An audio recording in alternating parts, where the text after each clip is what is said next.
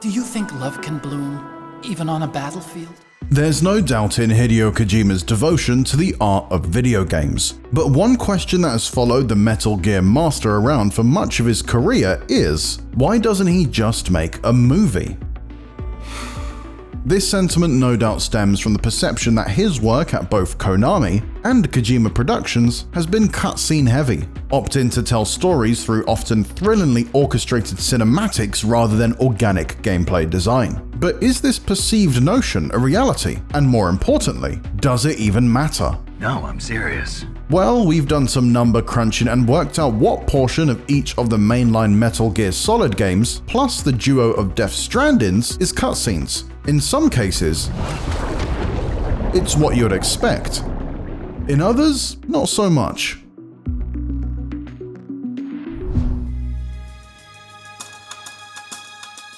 To work out just how much of each game is cutscene, we've used the average time to complete a main story playthrough, sourced from How Long to Beat data. We've then taken the total runtime of each game's cutscenes and used it to assess what percentage that runtime is of the average playthrough. The results are Metal Gear Solid 20.29%, Metal Gear Solid 2 23.21%, Metal Gear Solid 3 26.35%, Metal Gear Solid 4 40.63%, Metal Gear Solid 5 8.13%, Death Stranding 15.75%, and Death Stranding 2 with 15.97%.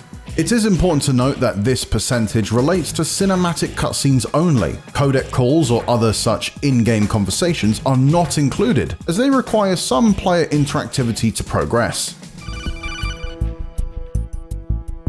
Snake, wait! Don't move!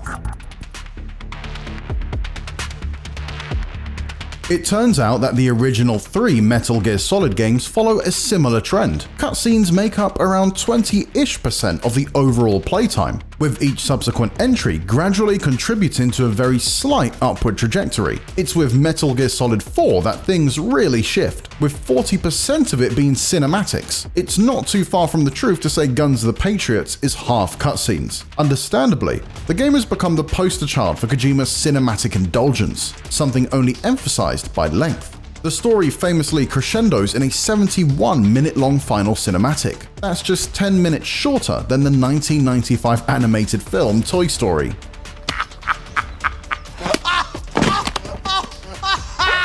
The same can't be said for Metal Gear Solid 5 The Phantom Pain, however, a game with a troubled development path to say the least. It suffers from the exact opposite issue as MGS4, a paper-thin story, with just under 4 hours of cutscenes in 45 hours of gameplay. It's a starkly low ratio by comparison to its predecessors. MGS5 is undoubtedly one of the greatest stealth games ever made from a mechanical perspective, but its lack of narrative through line, and to be honest, ending, prevents it from feeling like a full Kojima package. I'm Big Boss, and you are too. And then we have the Death Stranding games, which feature runtimes akin to the Phantom Pain, but a cutscene percentage closer to that of the first Metal Gear Solid. The result is a duology of games that feel more narratively complete than MGS5, but not as trapped by cinematic ambition as Kojima's more indulgent projects. So with all that data crunching out of the way, let's address the real question. Is Kojima too reliant on cutscenes? Maybe I'll find out someday. We think the answer lies in each individual project, or at the very least, each era of his career. Across the original Metal Gear Solid trilogy, between a fifth and a quarter of each game is cinematics. Is being passive for that duration a problem? We're not so sure. Wait! Who are you? In the PS1 and PS2 era, telling complex stories was harder to do in player-controlled scenarios, and so that's where cinematics, codec calls, or lengthy dialogue sequences came into play. The first 3 Metal Gear Solid games were lauded during their time and are still revered for their cinematic approach to presentation, and those early trips through Shadow Moses, Big Shell, and Soviet Forest flowed beautifully. They told their tales through a healthy amount of cutscenes, yes, but never at the cost of gameplay, which ushered in never-before-seen approaches to stealth action, and many experimental fourth-wall breaking surprises. You have not said often. You are somewhat reckless. They were cutscene heavy, but never at the expense of the game itself. You're all talk, huh? That unquestionably changes with Metal Gear Solid 4 Guns of the Patriots. 7 hours and 31 minutes of it is spent idly watching cinematics that play out on either side of its linear stealth corridors and boss battles. Kojima had a grand story he wanted to tell, with multiple threads that needed tying up from across the trilogy that preceded it, but this arguably came at the cost of the game itself.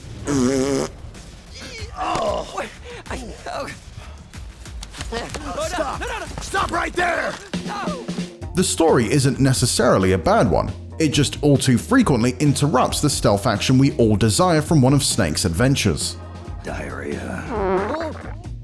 And often they can be excessively lengthy. We've already mentioned the longer than a movie finale, but the cutscenes that bridge one act to another often feature TV show-like runtimes. Snake, I'll make this quick. A few moments later. Liquid's found a loophole he can use to get into the system. 1 hour later. What the hell is that? One debt to society later. Big Boss is alive.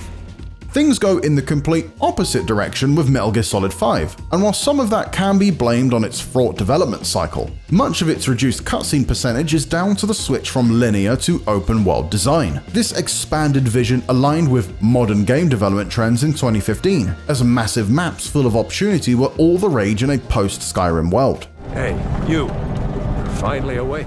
Crucially though, the open worlds developed around that time by studios like Bethesda, CD Projekt Red, and even Ubisoft were packed with narrative elements, both at small and large scale, made up of a combination of environmental storytelling, companion conversations, and cutscenes.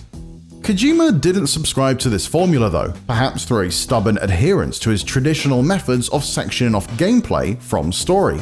But that big open world meant that more time was spent in active gameplay scenarios, and few individual missions in the Phantom Pain actually progress the plot as you play through them. The main story is told largely via cutscenes delivered as part of your trips back to Mother Base, and your time there is much more limited than your time in the field. This approach is simultaneously very Kojima, but oddly removed from the storytelling complexities we'd come to expect in 2015. It's a fantastic game, but less so when viewed purely through a narrative lens, and the noticeably low number of cutscenes reflects this. Heading into 2019's Death Stranding, it may not have been a surprise to see Kojima head back to his roots when it comes to story construction. Sam Porter Bridges' tale is told predominantly through cutscenes, and rarely during any of the many deliveries he's asked to do. There's the odd exception, for example, Higgs planting a bomb in his cargo that he has to quickly dispose of. But for the most part, story is reserved for hologram chatter, Death Stranding's answer to codec calls, and beautifully rendered cinematics. Both Death Stranding games are of a similar length to the Phantom Pain, but crucially, they don't feel anywhere near as narratively sparse. The core gameplay, in which you connect various cities around a continent via delivering items and extending the internet-like chiral network, may not act as a direct vehicle for the story, but your mission goals never feel entirely divorced from the themes of human contact in a digital age. And so while the majority of the plot is therefore still told via cutscenes, as was the case way back in 1998 for Kojima on the original Metal Gear Solid, everything in between still feels narratively richer than it does in Metal Gear Solid 5. Commencing virtuous mission now. We've seen that the ratio of cutscenes can vary significantly across Kojima's library, but how does his work compare to other studios working in similar spaces? Metal Gear Solid did, after all, practically shape what modern-day PlayStation would become. We can see the impact of its legacy in many single-player, story-focused games. A recent prime example would be The Last of Us Part 2. 15.55% of its average playtime consists of non-interactive cinematic cutscenes, a percentage incredibly close to both Death Stranding games. Similarly, Grand Theft Auto 5, another open-world game with cinematic aspirations, is 12.5% cutscene on an average playthrough. That! I'm a producer! Nobody with my film!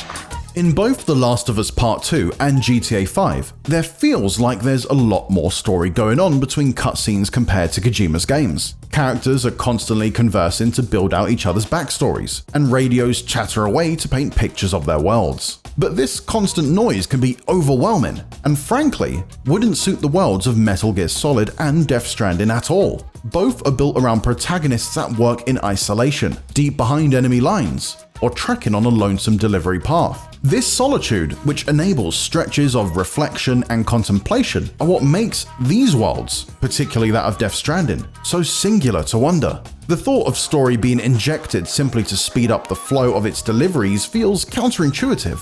You don't embody Sam Porter Bridges expecting an audiobook. Instead, you get something of a therapeutic white noise machine that plays in between new chapter milestones. Talk about above and beyond. Thanks. So, should Kojima just make a movie? No. He's created some of the most engaging worlds and unique mechanical gameplay experiences, both of which have helped shape the entire medium. Should he be less reliant on cinematic cutscenes or incorporate story into his missions? Perhaps. But his approach has worked well enough for us so far, and we don't think a couple of blips 10 or 15 years ago should change our perspective on that. Death Stranding 2 On the Beach manages to tell an engaging story in only the way Kojima knows how, and we wouldn't want him following a trend at the risk of receiving anything less interesting. Want to boost your game collection and get a great selection of titles every month? Well, now you can with Humble Choice. Every month you get a hand-picked mix of awesome PC games, and this month's lineup is now live. Running through to August 5th, you can grab Warhammer 40k Rogue Trader, Daemon X Machina, Death's Door, Cat Quest 3, and much more. Whether you're building your backlog or discovering something new, now is the perfect time to pick up these fan favorites. And don't forget that every purchase helps a good cause, with this month's Humble Choice membership supporting Covenant House. Get a curated mix of PC games every month, all for just $14.99 a month. Skip a month or cancel anytime, and know that 5% of your membership goes to charity. So if you love discovering great games and doing a little good while you're at it, check out Humble Choice today.